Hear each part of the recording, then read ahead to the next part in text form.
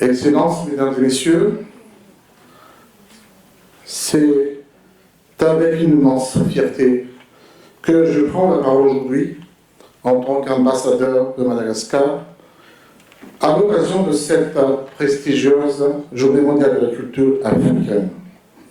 Cet événement célébrant la richesse et la diversité de nos identités culturelles est un témoignage vibrant de l'unité et de la solidarité qui unissent les peuples africains. Permettez-moi tout d'abord d'exprimer ma profonde gratitude au Royaume du Maroc pour son accueil chaleureux et pour l'organisation exceptionnelle de cet événement. Votre pays, fort de son héritage historique et culturel, incarne l'une des grandes forces culturelles de notre continent.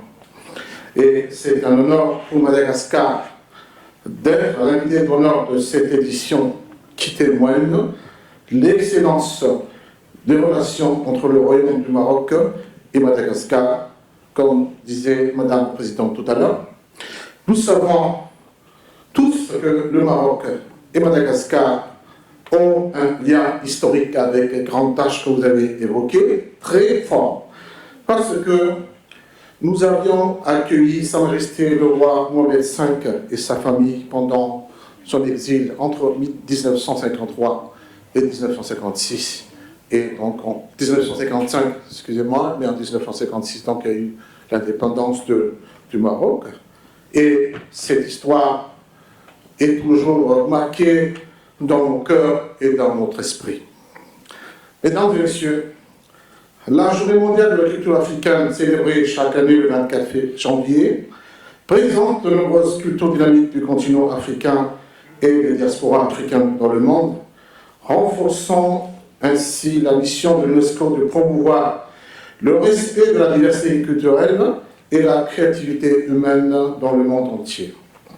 En tant que riche source du patrimoine mondial, la promotion de la culture africaine est cruciale pour le développement durable, le respect mutuel, le dialogue et la paix. L'Afrique est un continent caractérisé par une richesse culturelle exceptionnelle, avec plus de 1500 langues parlées, une multitude de groupes ethniques, de traditions et de croyances. La diversité culturelle est une force extraordinaire. Cette diversité culturelle qui touche à la fois les domaines sociaux, économiques et politiques est une force et un défi en même temps. Elle joue un rôle central dans la construction de l'identité et du développement du continent africain.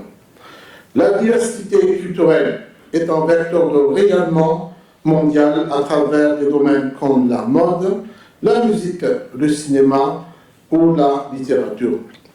La culture est également une source de développement économique par le sort des industries culturelles, comme les secteurs du tourisme, le cinéma, l'artisanat, générant des revenus importants et créant des emplois.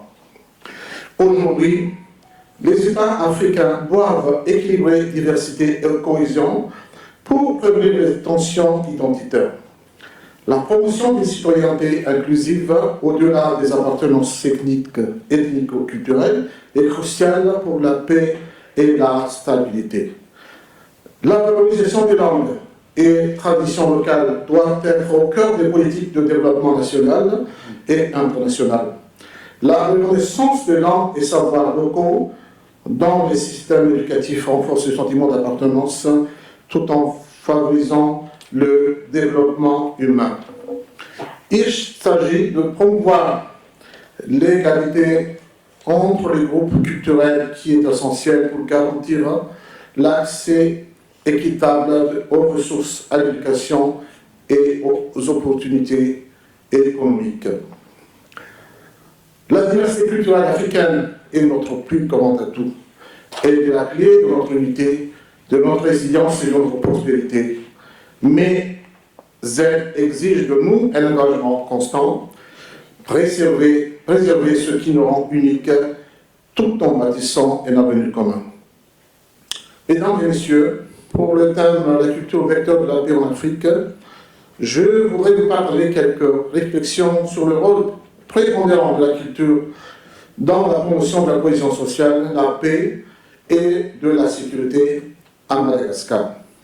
Madagascar, notre pays est insulaire, qui est situé dans l'océan Indien, membre de l'Union africaine avec une population de 30 millions d'habitants.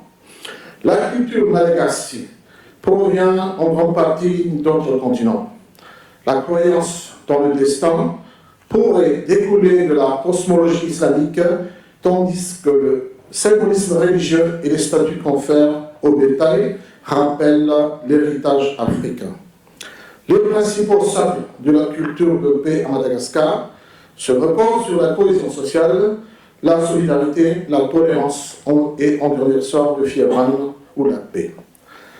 Les traditions malagasy privilégient les solutions pacifiques aux différends à travers des pratiques comme le cabal ou discours rituels ou la médiation communautaire. Les cérémonies du Famadien ou le retournement de mort et les fêtes communautaires renforcent les liens sociaux et les relations interethniques. Tout à l'heure, pendant la présentation de la vidéo, la diffusion des vidéos, vous aurez l'occasion de découvrir un petit peu les détails de ce que j'ai le discours que je fais aujourd'hui. La musique et la danse de l'artisanat malagasy voyagent à travers le monde, portant un message d'ouverture de paix. À Madagascar, les fiévrane est un système de règles, de normes et coutumes qui régissent la dynamique de la société locale et dictent les comportements interpersonnels, les modes de sociabilité et les stratégies anti-risque. Le fiévrane, comme la paix, peut être compromis comme un ensemble de règles qui définissent un code de bonne conduite au sein de la société malagasy. Fondé sur le principe de réciprocité d'aide, le terme fiévrane est aussi utilisé pour décrire un lien de sang. Dans le milieu rural, le fihavanana est utilisé pour le travail collectif dans les champs, pour l'entretien des terres des personnes, la réparation ou la construction des tombeaux, des défunts, ou des secours aux vieillards, aux infirmes, aux souffrants dans le problème malagasy.